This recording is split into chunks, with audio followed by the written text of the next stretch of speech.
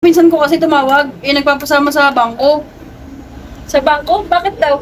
Maglo-loan daw siya, gagamitin daw niya yung pangalan ko eh. Kailangan daw ng pirma ko dun eh. Naku, Utoy, papagamit mo yung pangalan mo para makapag-loan siya? Oo, te. Kakilala ko, nakiusap sa akin, nagmakaawa sa akin, nagamitin daw yung pangalan ko, at hindi naman daw siya sisira. Pinagamit ko yung pangalan ko.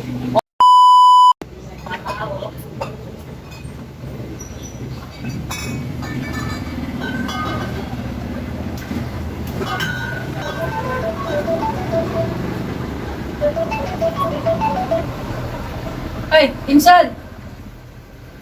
Ngayon na ba yun? Andito pa ako sa trabaho eh. Sige, magpapaalam na lang ako kay ate. Sige, susunod na ako dyan. Sige. Ay, te.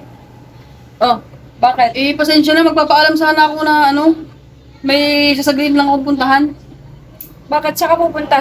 Yung pinsan ko kasi tumawag, nagpapasama sa bangko. Sa bangko? Bakit daw? Maglo-loan daw siya, gagamitin daw niya yung pangalan ko eh. Kailangan daw ng pirma ko dun eh. Naku, Utoy, papagamit mo yung pangalan mo para makapag-loan siya? Oo, te. Naku, Utoy, mahirap yan. Bakit naman, te? Naku, Utoy, kasi pag pinagamit mo yung pangalan mo at yung pinsan mo ay hindi nakabayad, alam mo ba, ikaw ang may obligasyon na magbayad nun. Ganun ba yun, te? Ganun yun, Utoy. Ay, hindi Siyempre, ko alam. pangalan mo yun nandun, nakaperma ka dun. O, pag yung pinsan mo hindi nakabayad, ikaw ang magbabayad nun. Ba't ako, te? Kahit na sabihin natin na hindi mo nagamit yung pera na yon, pangalan mo yung nakalagay doon, kaya labas ang bangko doon. Ikaw ang magbabayad nun. Paano mo naman nalaman, te? Ano ko nalaman na experience ko na yung Utoy, ilang beses na nangyari yan sa akin, na yung ibang tao, ginamit yung pangalan ko, nakiusap sa akin. Ano pa yun malapit na, malapit yun sa buhay ko. Kakilala ko, nakiusap sa akin, nagmakaawa sa akin, nagamitin daw yung pangalan ko, at hindi naman daw siya sisira. Ako naman naniwala, naawa, pinagamit ko yung pangalan ko. Ano nangyari? Hindi siya nakabayad. Wala siyang pambayad. Ano nangyari? Di ako yung sinisingil. At ang matindi pa dyan, Utoy, hindi na nagpakita yung tao na yun.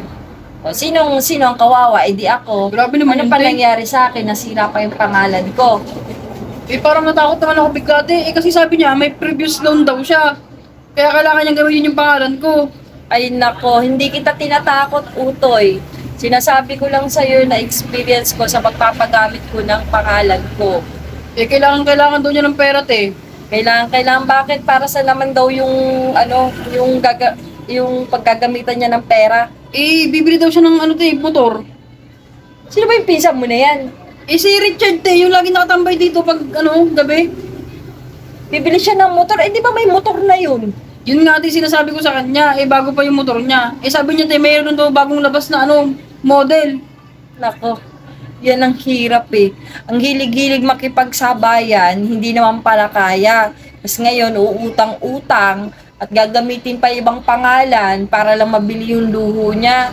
Sabihin mo sa kanya, kung hindi kaya, wag ipilit.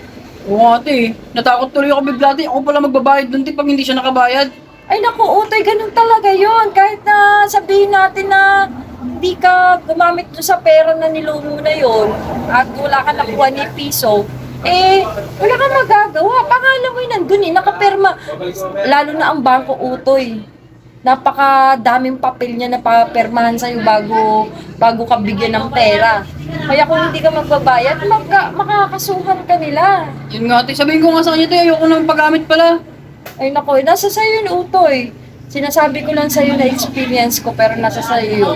Hindi na, te. Akala ko, pangalan lang gagamitin sa akin, pag pala hindi siya nakabayad.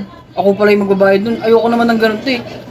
Sige, kausapin mo. Ikaw bahala kung ano. Sige, te, tatawagan ko muna, te. Sige.